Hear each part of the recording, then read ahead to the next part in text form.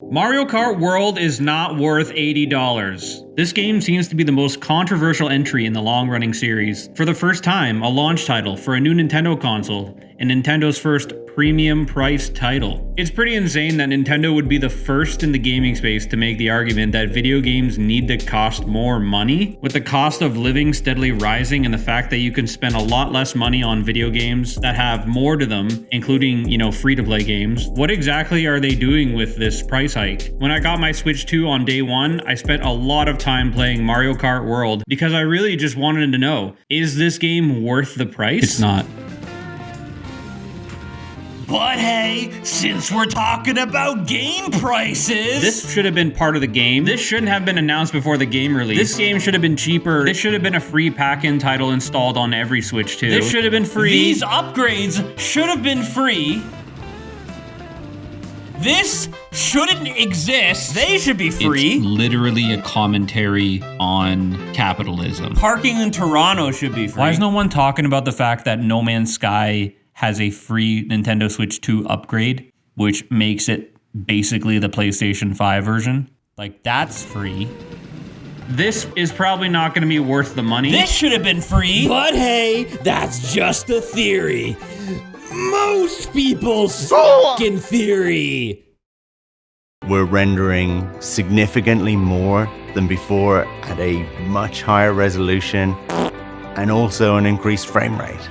Mario Kart has always been one of my favorite Nintendo franchises. I grew up playing all the games in the series, starting with Mario Kart 64 when I was 8 years old. It was a game that was not forgiving to you, and it taught you to drive smart and keep control of your kart. Mario Kart Double Dash was frantic, and I loved the twist they added with the double karts, and it was a great party game to play with friends. Mario Kart Super Circuit and Mario Kart DS made it possible to play Mario Kart anywhere. Mario Kart DS was in my mind the peak of the series. Seemed like everyone I knew had a DS at the time was ready to play. I spent many nights in my high school days falling asleep to the glow of the DS. Weird that you couldn't adjust the screen brightness on the original DS. The game had so much content and so many ways to play. It had a mission mode, it was challenging, it was replayable. Of course, like most games in the series, there were low points too. In my opinion, Mario Kart Wii made the series more accessible and made it possible for your mom to play with you. It also started the trend of having more than 8 racers in a race, which made items more annoying than challenging. Mario Kart 7 felt rushed and didn't let you play any track you wanted at random like previous games in the series.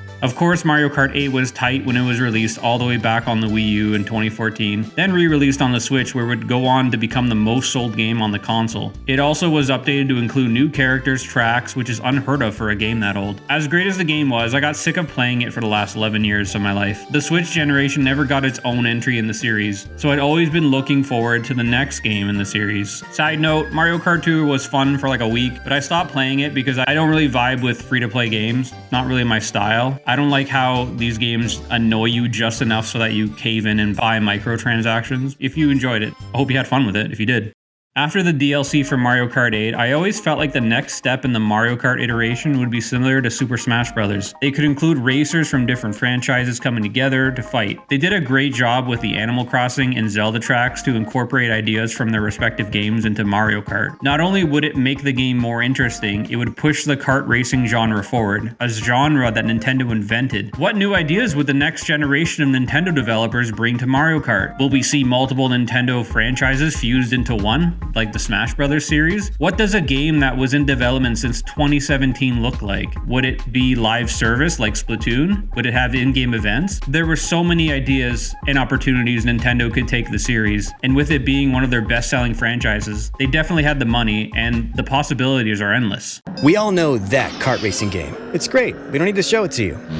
But what if you can blast through and race on a whole nother level? Mario Kart World was officially announced on April 2nd, 2025, during the Nintendo Switch Direct presentation. When I saw the last shot was a wide shot onto the track, I immediately recognized that this possibly meant that the game would be open world. Makes sense. A lot of Nintendo franchises have made their leap into open world with great success, and I also get that it's the next technological leap, as open world games were famously harder to run on weaker hardware. The art style didn't seem super defined and sharp like the previous game, which is fine. Games don't have to push the boundaries with art direction anymore. I was really looking forward to a new entry in the Mario Kart series because it's been so long. For the first time, a Nintendo console will be launching with what could be its highest selling game at launch. When I found out that the game was open world, I was a bit worried because I don't want Mario Kart to be open world. As someone who's played every single game in the franchise, the series was known for tight tracks and being extremely competitive. And I was also watching videos close to launch that dissect the treehouse gameplay, and it was clear that they wanted to make the tracks easy to navigate with straight lines and very simple mini-maps. There was also not a single world on what kind of update the game would receive later on in its life cycle. Games like Splatoon 3, also from Nintendo, made it clear when it was unveiled that this game will continue to change over time with events and updates coming down the line. Nothing was said about Mario Kart World, and to this day, nothing has been said about future updates for this game. But it's Nintendo's biggest franchise, so of course they will, right? The Mario Kart series sells more than Animal Crossing and Splatoon, and those games got updates.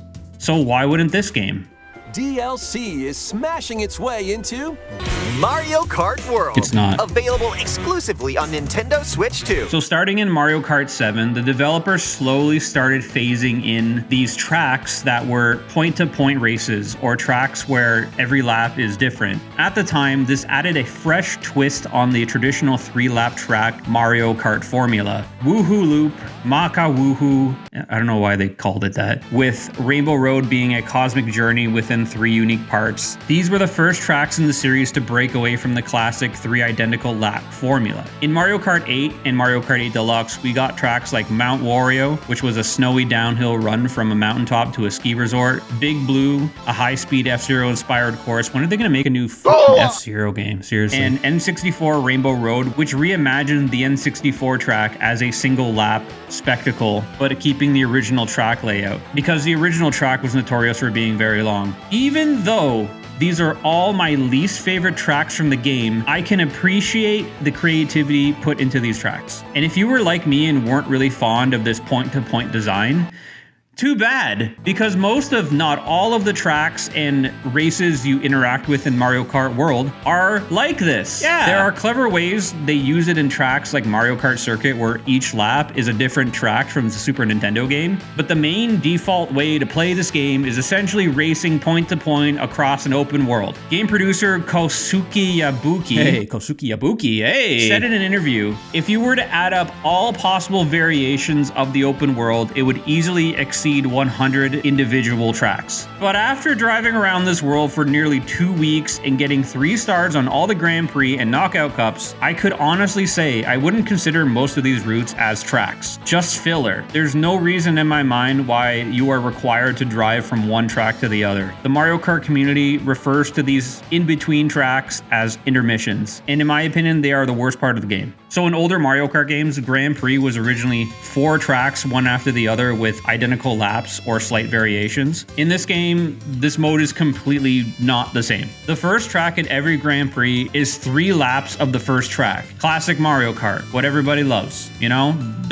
Not broken, don't fix it. But once we get to the second race, this changes. Lap 1 and 2 of the next race now consists of the intermissions between the tracks on the map, with the last lap being 1 lap of the track you arrived at. The tracks in this game are some of the best in the series that take advantage of the new movement system, like wall riding and rail grinding. When you're sent out into the open world outside of the tracks, there's not much opportunity to utilize the new movement system. I never really wanted an open world Mario Kart. When you're driving on the intermissions, I can honestly say there's the worst part of the game. You go from tight turns and frantic moments on tracks to basically driving on a long straight open world. You know, I learned to get used to these, but they weren't fun to me. I really hope Nintendo doesn't force us to drive on these. When driving the intermissions, it felt like the gameplay slows down, only to ramp right back up once you make it to the track. It feels like Nintendo was trying to water down the gameplay or like add filler to the game to make the tracks feel more potent. But why are they forcing us to do this? In knockout mode, you don't race on any track. It's pretty much like a battle mode from one side of the island to the other. I don't enjoy the knockout mode, but I can see the appeal. It feels like Nintendo wanted to give Mario Kart a Fall Guys vibe. Also, when I started playing, I found it very hard to get a lead on anyone in the race. The rubber banding in this game is just so strong, it makes the game not really enjoyable in a single player mode. To get 3 stars in Grand Prix, you have to place first in every race, but in Knockout Tour, you have to race through every gate in first place, which makes the first checkpoint the hardest to get to. I learned to draft and jockey my way to the front of the line, which was kind of fun, but most of the time it was more luck than skill. I had to restart many times, and Nintendo will have to pay me to play this mode online. I feel like you have to pray to the RNG gods to spare you that blue shell that always seems to come near the end of every race. I'm pretty frustrated with the move away from the 3-lap track structure. It's harder to remember every single turn and segment in the open world. It's just way better to play just 3 identical tracks, because you get an idea of like where you are in the race and how you can catch up.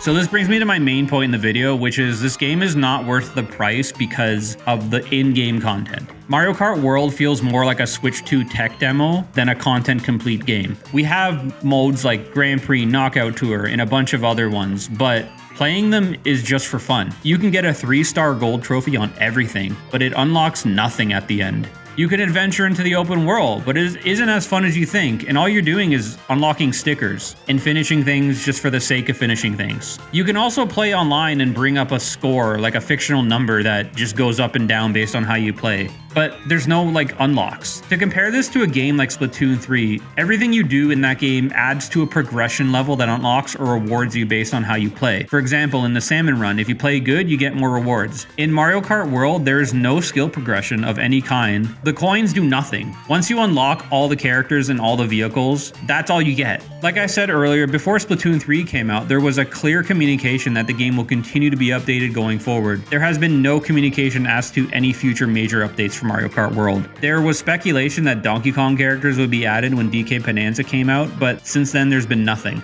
Still to this day, there is no word on any DLC or updates coming to the game. I don't feel like this is the right thing to do given the mass popularity and monetary value that this franchise has brought Nintendo. The Mario Kart series stands as one of the company's biggest and most lucrative game franchises. As of June 2025, the series has sold over 196 million copies worldwide and generated roughly 11 billion in revenue, making it a cornerstone of Nintendo's success, demonstrating its enduring power, making it one of the most successful video game series ever created. So with that much value, there's no doubt Nintendo will do everything they can to make this game the biggest and most richest gaming experience known to mankind, right? They didn't. There's nothing beyond racing for the fun of it. Sonic Racing Cross World seems to be exactly what people wanted with the level of customization and reasons to play, which is another point I wanted to make. Besides flexing your time trials and skill with the incredible movement system, I don't feel like playing this game will reward me anything.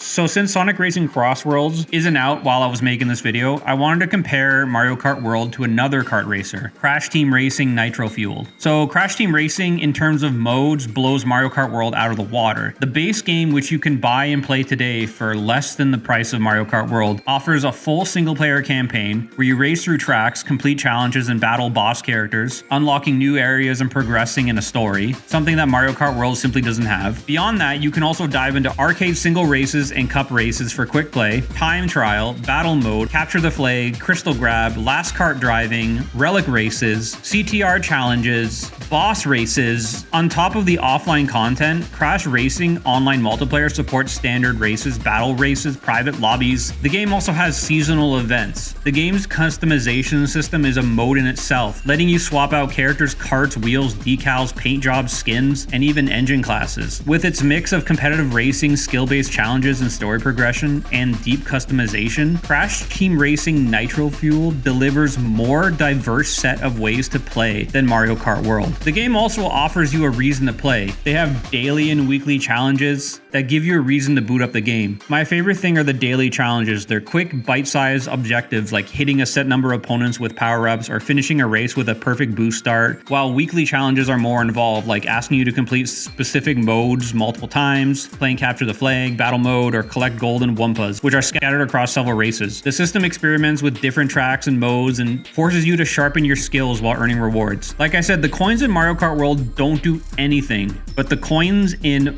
Crash Team Racing are an in-game currency that are earned from basically playing the game. Grinding for Wumpa coins can be surprisingly fun. All that currency feeds into the pit stop, which is the game's rotating in-game shop. It's worth checking daily because the inventory changes constantly, offering new characters, skins, and sometimes things go on sale. Of course, you can buy Wumpa coins with your real money, but I won't recommend that because that's just defeats the purpose. It's fun to see what's on sale every day and slowly building up a collection of cosmetics. All these things mentioned creates a steady rhythm of just one more race moments that Mario Kart World simply doesn't match.